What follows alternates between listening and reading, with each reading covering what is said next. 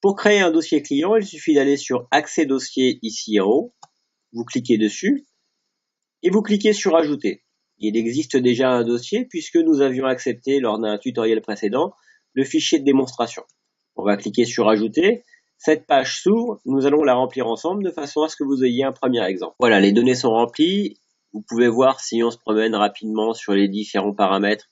On a différents choix. Par exemple, sur la TVA, on peut choisir débit ou encaissement. Sur la date de début d'exercice, vous avez un petit calendrier qui s'ouvre. Sur la nature du fichier, soit l'alias, soit le FEC. Vous avez également l'option du plan comptable général, la devise si on gère d'autres devises, la gestion par établissement s'il y en a plusieurs, les succursales, etc. Un autre onglet existe sur cette fenêtre de création de dossier.